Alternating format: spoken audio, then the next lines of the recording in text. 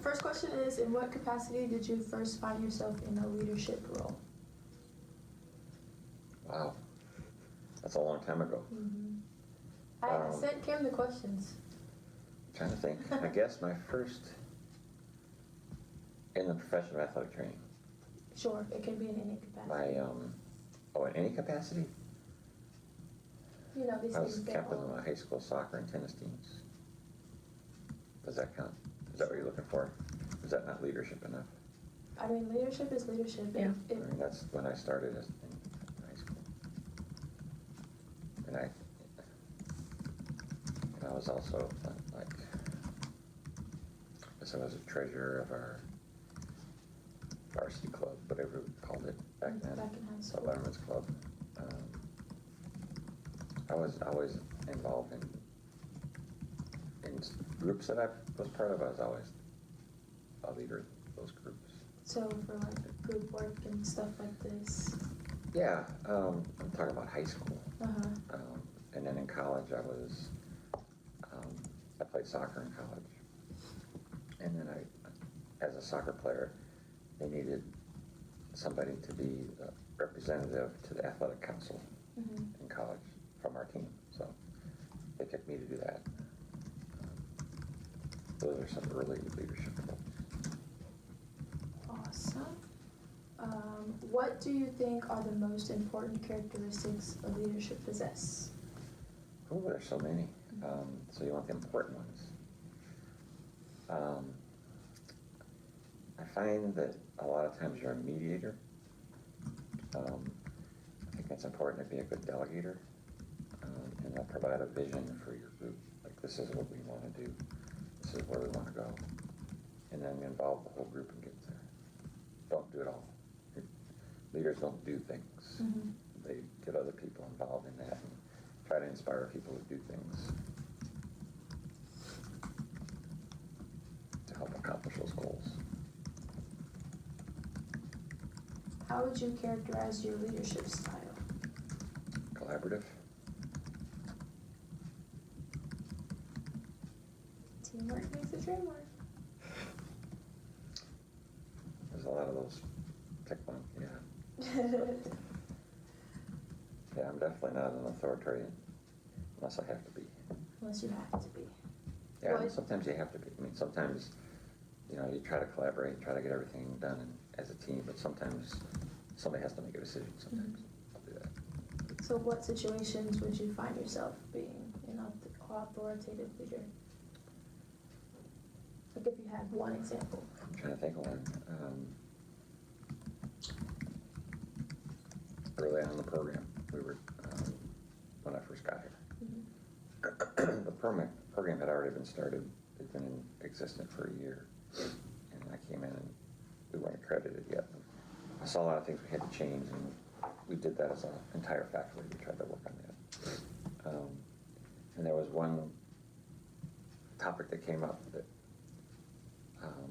like, one of the requirements of the program is that everybody, as they enter the program, has a physical, and they sign a technical standards form that says, I'm physically fit, I'm mentally fit, I can do the things that I need to do as an athletic trainer. Well, the original plan was that students had to get a physical exam every year. So why are we doing that? Why do they need a physical every year? Well, just like the athletes do. I said, well, the athletes don't get a physical every year. They have an annual update. They get their blood pressure and they do a little screen, and that's it. They don't have a full physical every year. So what about our students when we need that? And so we talked about it as a group, and we only have 3 of us. So one of the faculty was for it, and one of us was we need to have that. We need to keep that in place because that's the best practices, is to have somebody get a physical every year. That's not our job. Our job is to make sure that they're okay and coming in the program. And so the faculty couldn't decide. So I said, okay, this is what we're going to do. So we're not going to do that every year. So sometimes like that, things happen. You just got to make a decision to get moving forward, or you sit there forever.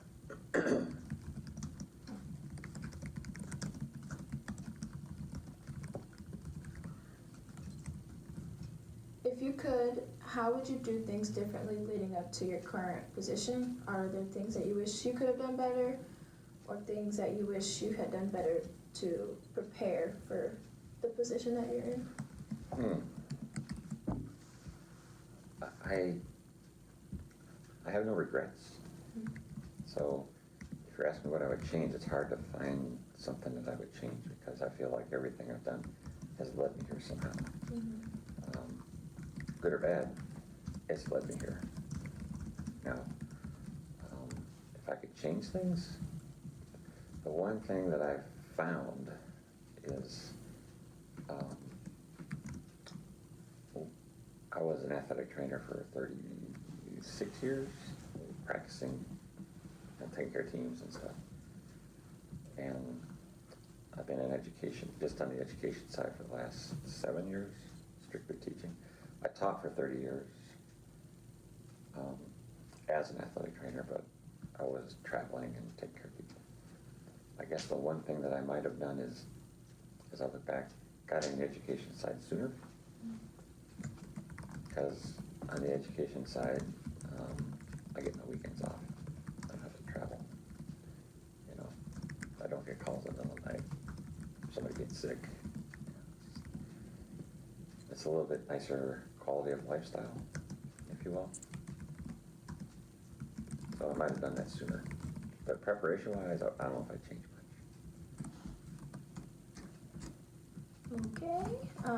What are your daily tasks or decisions that make up a normal day for you in your leadership position? I don't have it daily. Mm-hmm. I don't do the same thing every day. And that's one of the things I like about this work is it's not that routine where everything is the same.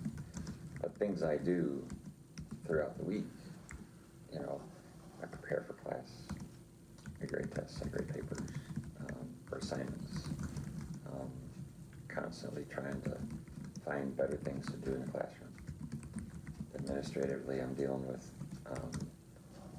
our program budget. And right now, a lot of work going on with moving our program from a BS degree to a master's degree. So there's constant paperwork to try to get that accomplished. Been in front of a lot of different committees to get that done, and we're basically almost done with it. But now we're transitioning into writing syllabi for all our coursework. So that's kind of some of the things that I do. Not on a daily basis, but it happens. I'm doing some of that every day, but not all of it every day. So I don't come in and from 8 to 9 I do this, and from 9 to 10 I do that. So it's like you're just building on. Yeah, I meet with students all the time. Mm-hmm. Have a lot of meetings. Yeah. I got another thing at 11 where we're talking about a new format for tracking our students and grading our students, and it's just kind of a new software our department is thinking about doing. But So you're moving away from. it won't move away from eValue. No, that's not. It's more with didactic coursework and how you offer tests and the analysis of test questions and things like that. Okay. So what would you recommend to someone who is encountering their first leadership position?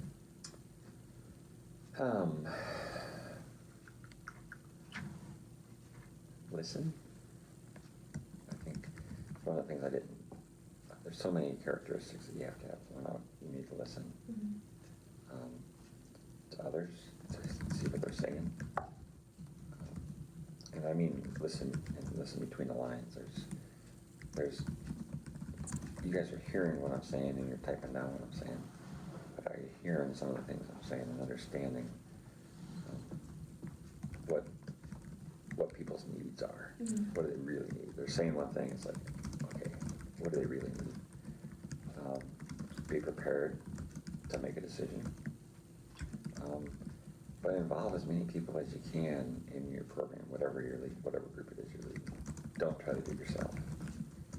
Involve people. Because when people are involved, they take ownership. And if you're making all the decisions and you're doing everything, then they have no ownership in that. Mhm. So you think that getting everyone involved early and often is like a way to give them some motivation to Absolutely. make the group better? Yeah. Involve them in the vision, you know. If you're whatever role, you know, whatever type of group it is you're leading, what's this group want to do? What are we here for? I was the Missouri Athletic Trainers Association. I was the public relations officer back when we first started it at the beginning in the early 80s. And our vision was to be a group, but we had a very specific mission at the time, and that was to get state licensure passed. We wanted to be licensed. And not just to have a license, but that protects the public. It prevents other people from saying, well, I'm an athletic trainer, I can do this. Well, what qualifications do you have? So the licensure law is for that.